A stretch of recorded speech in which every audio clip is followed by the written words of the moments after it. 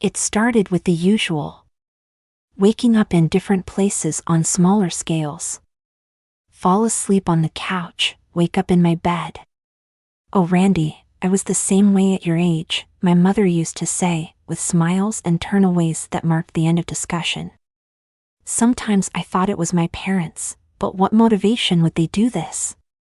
When I'm soundly in my bed, pick me up and lay me gently on the kitchen floor? No. This was me. It was around when I was 16 that they started to see it. My older sister, and 18 at the time, would be dozing by the TV when I'd saunter in and so very purposely sit beside her. Sometimes she thought I was awake, only to have me not recall it the next day. Then the talking started. I'd walk into her room one late summer night, while she's up on her computer, and stare blankly at her. She'd question me, and I'd answer yes to every question. Open-ended and all. "Ran, you okay?" "Yes." "What's going on?" "Yes." Sometimes she'd find me in places, usually asleep. On several occasions, her walk-in closet. She'd yell at me and throw me out, saying, "Even with your fucking narcolepsy or whatever, that's private." She was a very reserved person, and I always respected that in my waking life, even after she moved out. But it was all different from sleeping. Nothing was relevant, and none of it mattered. I'd tried everything. For a while I'd slept in a sleeping bag, zipped to the neck, with mittens. It never really worked. And I was beginning to wake up in stranger and stranger places.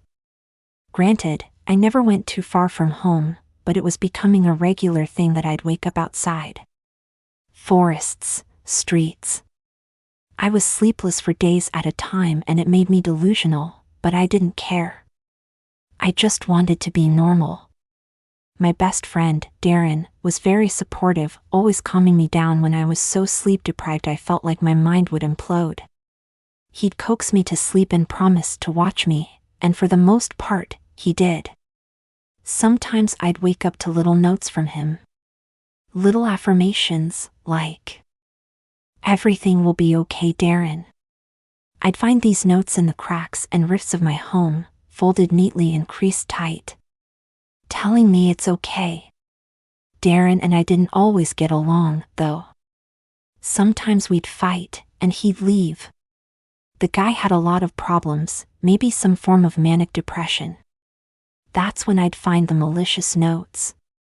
The notes that told me to fuck off and get over myself, which eventually progressed into darker territory. I'd find them around, and it was as if they'd interact with me. "Nobody loves you, all you do is destroy, Darren.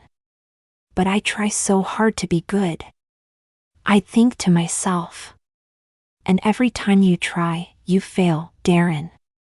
"I'm so sorry," I'd whisper faintly. "Kill yourself, Darren." I should have just stopped hanging out with him, but he was all I had, then he'd leave me cold. I'd wake up in the dirt under cold sweat, with blood on my hands that I stole from myself in my slumber. "This is why you're worthless, Darren." Annie was leaving soon. Going off to college. Over the course of a week her room faded to emptiness as she took all her things to her dorm, and then only she was left. She said she'd be out in a week. It had been months since I'd gotten a note from Darren. He hadn't been over to supply them. I was happy. Alone, but happy. He couldn't bother me anymore. And the night before Annie left, I went to sleep happy. I dreamt of beautiful things. Waterfalls and meadows, places where everything was in its right place. That time I woke up midday. No cars in the driveway, nothing too unusual, but my room was distraught. Dents in my wardrobe and a door off its hinges. Must have been a crazy night, but at least I was still in my bed. I went down the hall to check if Annie was still there. She never said when she was leaving. Her room was empty as usual, but something was off this time. Her closet cracked open. She never left her closet open, not even the slightest bit. It was her private zone, her sanctuary. That's when I saw the little drops on the floor. Smeared like crimson pastels, like someone had gone over to spread them. I followed them to the closet. Looking down the whole way, I reached the door and wrapped my fingers around the edge. Slowly pushing forward. And there she was. Mangled and beaten. The veins in her neck were torn out. The carpet was no longer off-white and dry, but moist and crimson. It was as if she were mauled by an animal. And I saw it.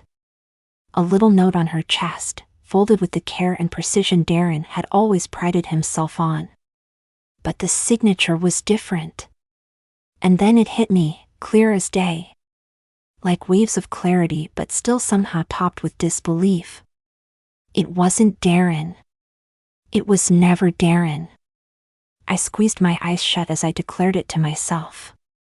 I opened my lids as I read the note one last time, glazed eyes and trembling fingers. Everything will be okay. Randy.